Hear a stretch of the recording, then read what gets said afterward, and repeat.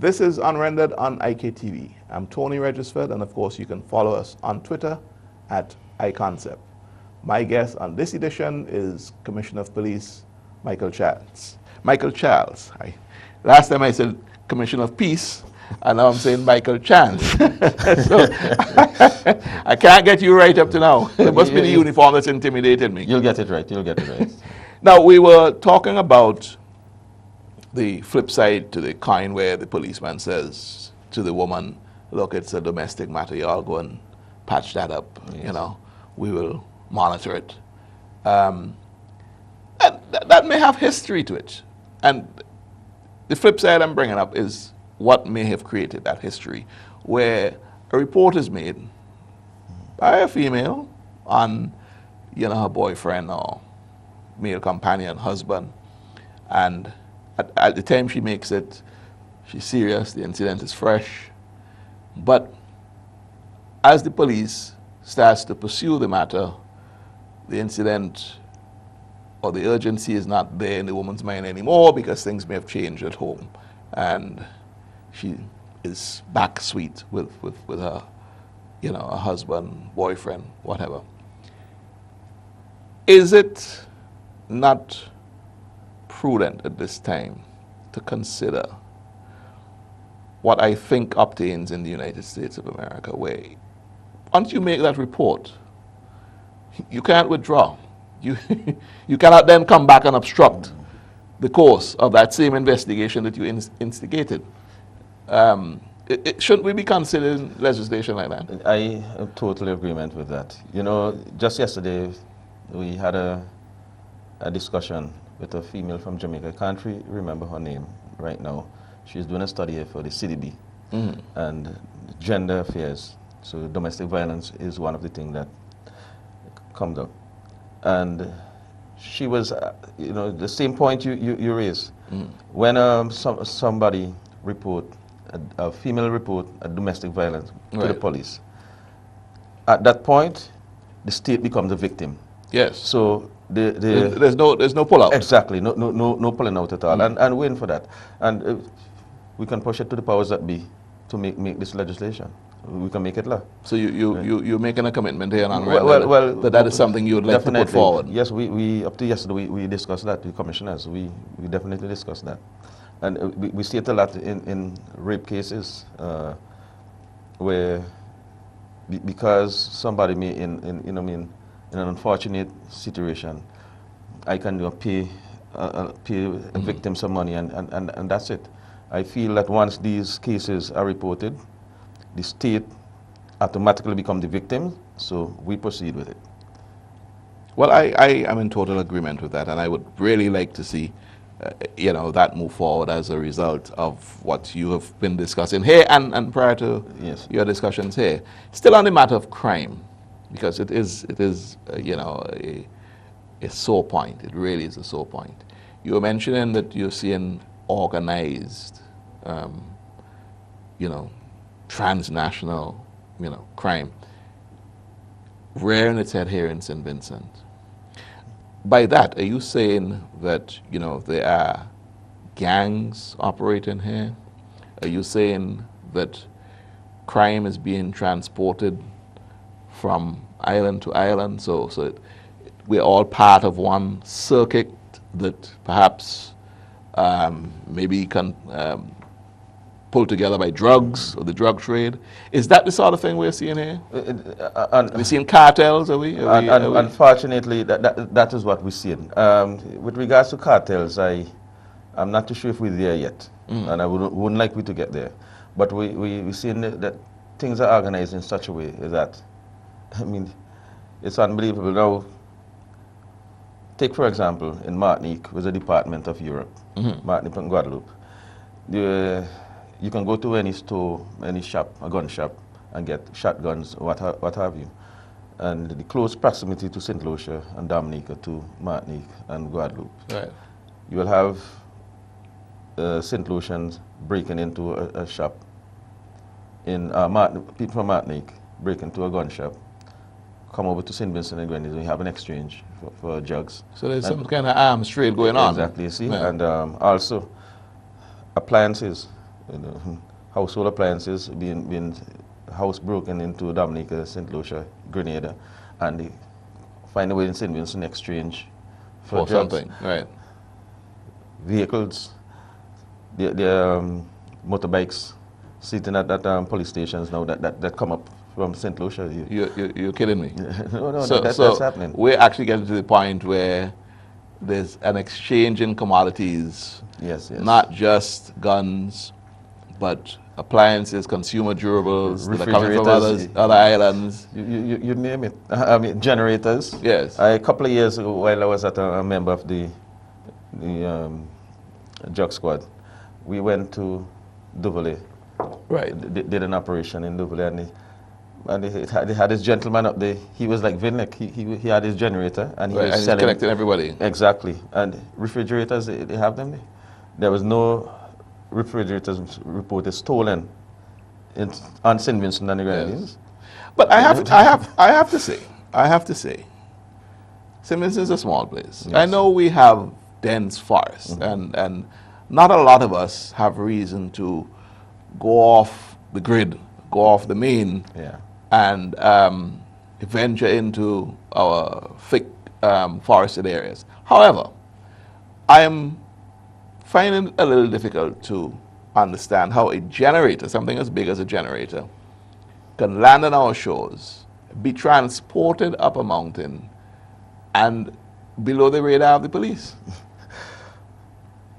Tony, now if you take the northern part of St. Vincent and the Grenadines, St. Vincent, mainland St. Vincent, Yes. from Fancy, come right back over Chateaubelair, to St. Billy, not even the Chateaubelair, to Falls Belair, Falls Belair. Laracay, Right. yes. Now, Duvalier, yeah. there's a lot of unpoliced bays, right? The Coast Guard cannot be everywhere. Yes. Right, and St. Vincent is not a country that you can drive right around. No, you can't. Unfortunately. Yes. Right, so when a speedboat take about 45 minutes from St. Lucia. St. Lucia, get to St. Vincent, by the time it hit the shore, that's it. Tony, you may be surprised to, if you get the opportunity to go in the hills during a raid, and you get to a shack. And of course, you've given me that invitation, Definitely. which I'm going to take you up on. Yes. When you get to a shack, Tony, this is a shack way under La Soufrière, and there's gas stove. A gas stove, we have cooking gas. The guys don't light on fire anymore. Plus electricity.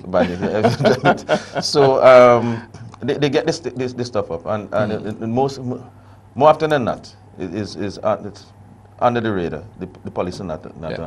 But is there the will of the police to eradicate everybody from the hills? Certainly, if you wanted to do that, I would suggest that you can. Or is it you are exercising a level of tolerance because maybe you understand the social impact of the fact that these people have to have a livelihood? Is there some of that going on? No, I wouldn't say that.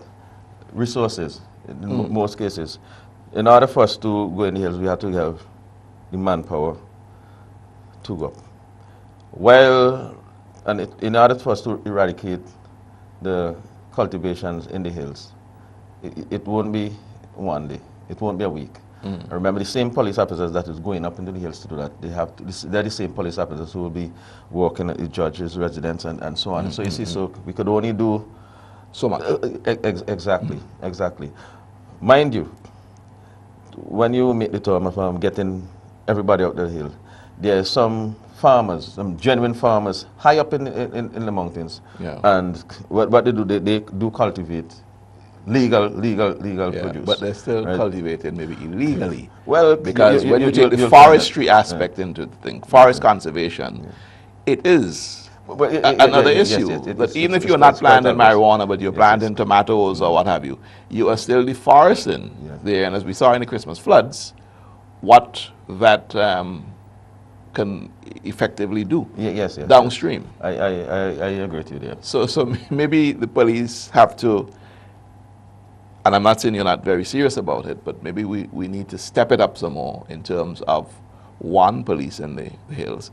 But beyond that, how are we going to relocate and readjust the people that you are going to flush out of the hills? It's a social, Yes, it's a social think issue that we're dealing with. there must be a conversation between the Ministry of Agriculture and the marijuana farmers, if you want to call them that, right? And there must be a conversation in order for this to happen.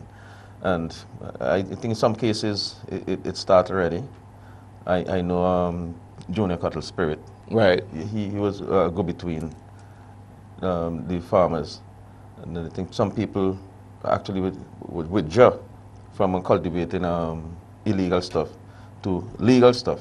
So it can work. Now, I mean, I saw it firsthand when I went up to the forest with just after the Christmas floods, Yes. with the forestry department, and you know, that is with the resources that the forestry department have at hand. They themselves have a huge task as far as what happens up in the hills, and we were just in one small segment of the mountains of St. Vincent, and so I can just imagine that whole northern range. But I don't want to get off of crime just yet. We'll pick back up the topic of marijuana cultivation. But do you feel, as the opposition leader had said not too long ago about bridges between the community and the police force, he was, of course, referring to a specific incident for which he, got a first-hand idea of what was going on, where it resulted in somebody being murdered, literally. Do you do enough work in terms of creating those bridges between the community and the police force? As it relates to them coming forward with information about crime? Yeah, we doing a lot of work. Now there's the Pan Against Crime, but the police youth clubs, and they're doing a very good job. I see areas that people used to not be friendly with the police because of the police youth club. We now have the police, the youth, and the parents meshing together. We have a karaoke system at the police, and from time to time the public relations department go to different villages and we play our karaoke. I'm a karaoke man.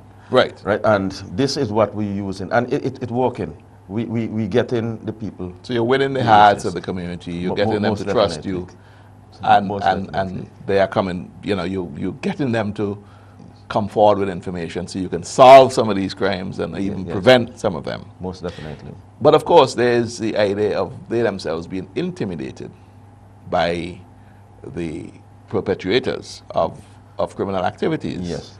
So how are you dealing with that? Well,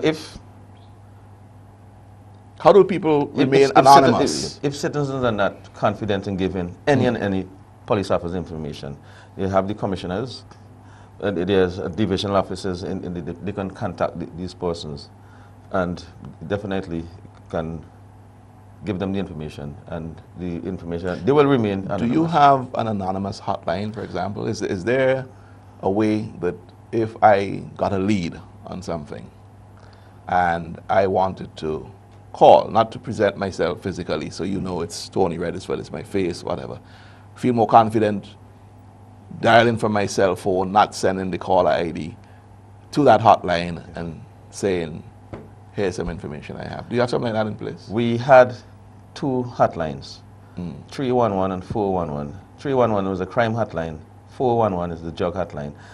There's something the matter with the 411. 411 is still up and running, but sometimes when you dial it, you get it, sometimes you don't. So is that the provider's issue? Is it something that Lime needs to fix? Because we can ask them to address this. We have written off to Lime, but I'm not too sure what the outcome of that, because this was since in Mr. Miller's time. Right. And it's a good thing. So that's 311. But 311 is not anymore. Right. It's not there. But 411 is still sits at the drug squad. But it doesn't work. It all works the time. sometimes. So it's sometime-ish. Yes. So I'm gonna get on to Mr. Leslie Jack and ask him to contact you. I'll appreciate that. Now I can tell you with 411, the hotline, you will call that number. You don't have to give a name, and there's no way that the police can trace. This is a phone that you can only send in calls. You can't make calls. Right. Right. So there's no, one time there was I think is 1471, and you can get the number Right. that call. Yes. That not on that phone. Right. So that's this is 311 you're talking about. 411. 411, the same one that's temperamental. Yes. So that one, viewers of this program can be assured that there is no way that police can trace where the call is coming from. Definitely. Of course, when you receive a call in this line, you'll have to evaluate whether it's a prank, and that's the other I can tell you bugbear that you have. I can tell you that the school children, Yes. from time to time, they will just dial 411, but we just have to answer. Right? Yes. Yes. Now, let's quickly move on. I think I was being indicated that we're at the end of this segment. I'm going to ask you one more question anyway on this one as it relates to crime. If, for example, a witness, and I guess I'm getting on to the witness protection program here, has to give evidence in a very sensitive criminal matter, especially when it has to do with murder or something like that, does the police offer protection? Because that person has to go home at the end of the day at court. They have to go home, they have to go into the community. Are those persons protected in any way? We have limited resources in this regard, but we do everything in our powers to assist. There are cases where we house people at the Old Montrose police station. People who are involved in serious cases. Yes, we do. So you work within your resources? Most definitely. There are cases that we have to send witnesses overseas. We work along with the Director of Public Prosecutions. And when that do happen, bear in mind we have to be in contact with the receiving country. Right? And once we get the go-ahead, yes, with our limited resources, we do what we can. Commissioner Charles, we're at the end of this segment, and when we come back, we'll be into our final, and we'll try to get through some other matters that I have jotted down here. Yeah, no so problem. when we come back. Yes, sir. This is Unrendered on IKTV. We'll be into our final segment with the Commissioner of Police, Michael Charles, when we come back from the break.